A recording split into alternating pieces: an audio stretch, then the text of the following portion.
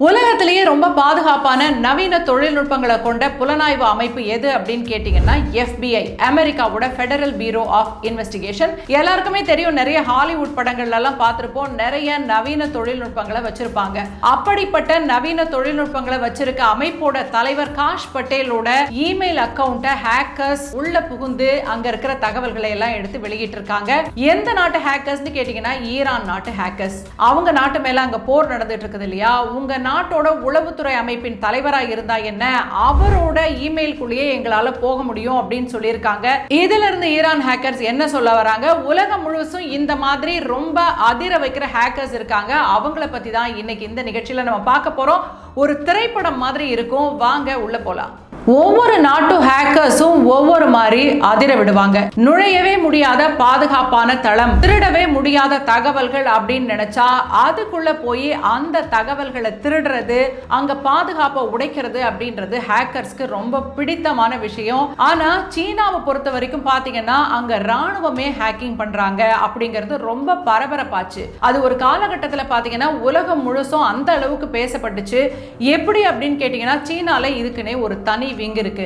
அவங்க ஆயுதங்களை எடுத்து போருக்கெல்லாம் போக மாட்டாங்க. அவங்களுக்கு தேவை ஒரே ஒரு கீபோர்டு. PLA unit 61398. இதுதான் அவங்களுடைய ரகசிய நம்பர். என்ன பண்ணுவாங்க அப்படின்னா, ஒரு குழுவா ஹேக்கர்ஸ் இருப்பாங்க. என்னென்ன தகவல்கள் தேவை அப்படின்னு உலகம் முழுவதும் சீனாவுக்கு தேவையான தகவல்களை திருடி இல்ல உடைச்சு எடுத்து தரதுதான் அந்த ஹேக்கிங் டீமோட வேலை. சரி, அந்த டீம் அப்படி என்ன பண்ணாங்க அப்படின்னு கேட்டீங்கன்னா, PLA யூனிட் 61398 அவங்க பீப்பிள் லிபரேஷன் ஆர்மி, சீன ராணுவத்தோட ஒரு தனி ரகசியமான பிரிவு. அவங்களுக்கு ஷாங்காயில 12வது மாடியில ஒரு தனி பிரிவு இயங்கிட்டு இருந்தது. அவங்க என்ன பண்ணாங்க, எப்படி அமெரிக்காவை அலற விட்டாங்க அப்படின்னு கேட்டீங்கன்னா, இப்படியெல்லாம் கூடவா நடக்கும் அப்படின்னு நீங்க நினைப்பீங்க. இங்க இருக்கிறவங்க எல்லாருமே சாதாரண ஆட்கள் இல்ல. அவங்க படிப்புல கோல்டு மெடல் வாங்கின அளவுக்கு ரொம்ப புத்திசாலிங்க. அதனால தான் அவங்களால அந்த ஹேக்கிங்லயும் பெஸ்டா இருக்க முடிஞ்சிருக்கு. அவங்கெல்லாம் யாரு, என்ன பண்ணாங்க, வாங்க பார்க்கலாம். சீன ராணுவத்தோட ஒரு விங் ஹேக்கிங் பண்றாங்கன்னா சும்மாவா பண்ணுவாங்க? ஏதோ சின்ன சின்ன இமெயில் அக்கவுண்ட், யாரோ தனிப்பட்ட நபர்கள்லாம் கிடையாது. அமெரிக்காவில் இருக்க மிகப்பெரிய நிறுவனங்கள் அவங்களுக்கு தேவையான பாதுகாப்பு சம்பந்தமான தகவல்கள்னு ரொம்ப சூப்பரா ஹேக்கிங் பண்ணி நிறைய தகவல்களை எடுக்க தொடங்கி இருக்கிறாங்க. ஒரு கட்டத்துல அது அமெரிக்காவுக்கு தெரிஞ்சது. அப்படி என்னென்ன தகவல்களை எடுத்தாங்க, எப்படி அமெரிக்கா இந்த தகவல்கள் திருடு போகுதுன்னு தெரிஞ்சுக்கிட்டாங்க, அதையும் நம்ம பார்க்கலாம். ஆபரேஷன் ஷாடி ராட் 2006ல இருந்து 2011 வருஷம் வரைக்கும் கிட்டத்தட்ட 70க்கும் மேற்பட்ட நாடுகளோட அரசு அமைப்புகள் மற்றும் கம்பெனிகளை ஹேக் பண்ணி தகவல்களை திருடினாங்க. அமெரிக்காவில் குறிப்பா சொல்லணும்னா, கொக்கோ கோலா கம்பெனில இருந்து அமெரிக்காவோட மிகப்பெரிய ஸ்டீல் கம்பெனிகள் வர எதையுமே அவங்க விட்டு வைக்கல. இன்னும் கேட்க போனா, அமெரிக்காவோட F-35 நவீன போர் விமானம் இருக்கு இல்லையா, அந்த தொழில்நுட்பத்தையே சீன ராணுவம் திருடிட்டாங்க. அதை அடிப்படையா வச்சுதான் அவங்க நவீன போர் விமானங்களை எல்லாம் செய்தாங்க அப்படின்னு சீனா மேல அமெரிக்கா இன்னொரு குற்றச்சாட்டையும் வச்சுச்சு. சீன ராணுவத்தோட ஸ்பெஷல் விங் அப்படின்னா ரொம்ப திறமையானவங்களா தான் இருப்பாங்க. ஆனா ஒரே நாள்ல இதெல்லாம் செஞ்சுட்டாங்களான்னு கேட்டீங்கன்னா இல்ல. ஒரு நாள்ல அப்படியெல்லாம் எந்த தகவலையும் திருட முடியாது. அவங்க கிட்ட இருந்த ஒரு விஷயம் பார்த்தீங்கன்னா விடாமுயற்சி. தினமும் போய் அந்த தளத்துக்குள்ள போக முடியுதா, எங்கேயாவது ஒரு லூப் ஹோல் இருக்கான்னு தொடர்ந்து தேடிக்கிட்டே இருப்பாங்க. சில சமயங்கள்ல ஒரு கம்பெனியோட தகவல்களை திருடணும் அப்படின்னா வருஷ கணக்கில் கூட ஆகுமா. ஆனா தினமும் ட்ரை பண்ணியிருக்காங்க. இது ஒரு விஷயம். ரெண்டாவது பார்த்தீங்கன்னா, அவங்களுக்கு தேவையான தொழில்நுட்ப வசதிகளை எல்லாம் சீன அரசாங்கமே செஞ்சு கொடுத்துருக்குது அப்படின்னு சொல்றாங்க. எப்படின்னு கேட்டீங்கன்னா, அவங்களுக்கு சூப்பர் கம்ப்யூட்டர்ஸ், ரொம்ப ஹை ஸ்பீடு இருக்கிற இன்டர்நெட், இன்னும் தேவையான நவீன வசதிகள் என்னென்னலாம் இருக்கோ அது எல்லாத்தையுமே சீன அரசாங்கம் அவங்களுக்கு கொடுத்துருக்கு. அதனால இந்த ஹேக்கிங் அப்படின்றது அவங்களுக்கு அந்த கலை மட்டும் தெரிஞ்சிருந்தா போதும், அத்தனை வசதிகளையும் அரசாங்கமே அவங்களுக்கு செஞ்சு கொடுத்துருந்துருக்கு. இன்னொரு விஷயம் பார்த்தீங்கன்னா, சீனாவில் இருக்கவங்களுக்கு பொதுவாக ஆங்கிலம் எல்லாம் அந்த அளவுக்கு தெரியாது அப்படின்னு ஒரு கருத்து இருந்துச்சு. இப்போ அப்படிலாம் இல்லை. அவங்க ஆங்கிலம் உட்பட உலகத்தோட பல மொழிகளை கற்றுக்கிட்டு ஹேக்கிங் பண்ணுறதுக்குன்னே ட்ரெயின் ஆகி வந்திருக்காங்க. அதனால ஃபிஷிங் அப்படின்னு சொல்லுவாங்க, அது மூலமாக பேச்சு கொடுத்து அவங்க கிட்ட இருந்து தகவல்களை வாங்கியும் அவங்க ஹேக்கிங் பண்ணுறத ஒரு கலையாக கற்று வச்சிருக்கிறாங்க. சீனா இதையெல்லாம் ரொம்ப ரகசியமா செஞ்சுட்டு இருந்தாங்க. யாருக்கும் விஷயம் வெளியிலேயே தெரியாது. ஆனா மாண்டியன்ட் அப்படின்ற ஒரு நிறுவனம் அந்த தவறுகளை கண்டுபிடிச்சாங்க. அமெரிக்காவுக்கு தெரியும் தகவல்கள் திருடு போகுதுன்னு, ஆனா எங்க போகுது, யார் உள்ள வந்து இந்த தகவல்களை எடுக்கிறா அப்படின்னு தெரியாம இருந்தது. வெர்ஜீனியால இருக்கிற ஒரு நிறுவனம் 2013ல யார் திருடுறாங்க, எப்படி திருடுறாங்கன்னு ஆதாரங்களோட நிரூபிச்சாங்க. அந்த சீனா டீம் கையும் களவுமா மாட்டினாங்க.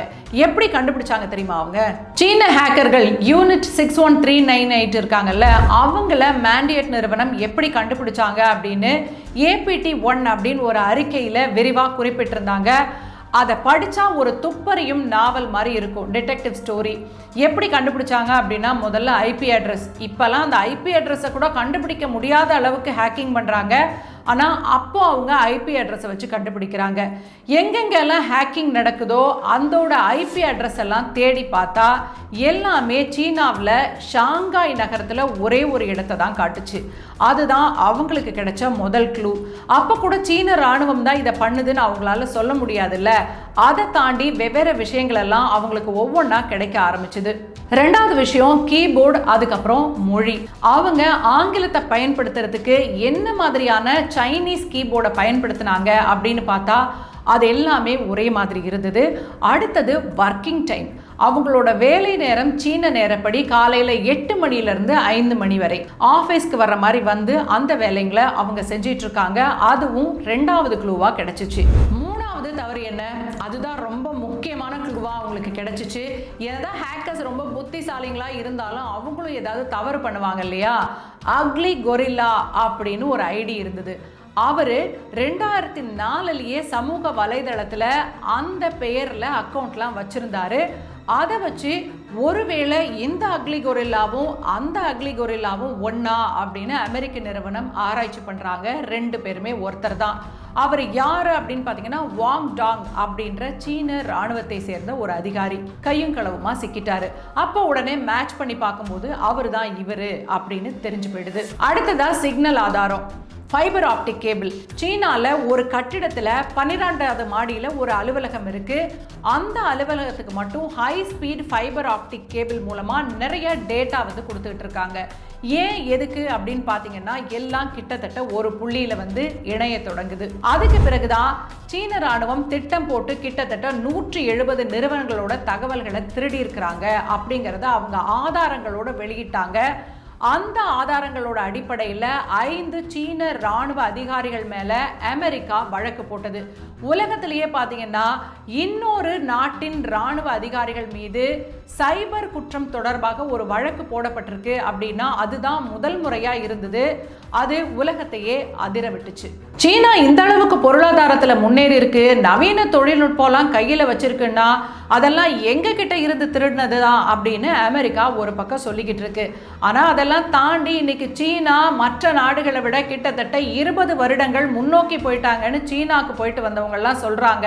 அதுக்கு அமெரிக்கா தான் காரணம் அப்படின்னு சொல்ல முடியாது. சீனா தொடர்ந்து பல தளங்கள்ல உழைச்சிக்கிட்டே இருக்காங்க. சரி, அதை விடுங்க. அமெரிக்காவோட FBI டைரக்டர் அக்கௌண்ட்டை ஹேக் பண்ணதா சொன்னீங்களே, அந்த ஹேக்கரை அமெரிக்காவில் கண்டுபிடிச்சிட்டீங்களா அப்படின்னு கேட்டா இல்ல. அவங்க என்ன தெரியுமா சொல்றாங்க, ஈரானியன் ஹேக்கர்ஸ் தான் இங்க உள்ள வந்து தகவல்களை திருடினாங்க. அதனால ஈரானியன் ஹேக்கர்ஸ் பத்தி ஏதாவது துப்பு கொடுத்தா $10 மில்லியன் உங்களுக்கு பரிசா தரோம் அப்படின்னு அமெரிக்க அரசாங்கம் அறிவிச்சிருக்கிறாங்க. மொத்தத்தில் அவங்களால அந்த ஈரானியன் ஹேக்கர்ஸ் யாரு அப்படிங்கிறத கண்டுபிடிக்க முடியல. இன்னைக்கு உலகத்தில் இருக்க ஹேக்கர்ஸ் பார்த்தீங்கன்னா பல தொழில்நுட்பங்களை கற்று வச்சிருக்காங்க. அவ்வளவு சீக்கிரம் அவங்கள கண்டுபிடிக்க முடியாது. உங்களுக்கு ஏதாவது தகவல் தெரியுமா? தெரிஞ்சா நீங்களும் துப்பு கொடுத்து அந்த $10 மில்லியன் வாங்கலாம். இந்த செய்தி பற்றி உங்களுடைய கருத்து என்ன? கமெண்ட்ல பதிவு பண்ணுங்க.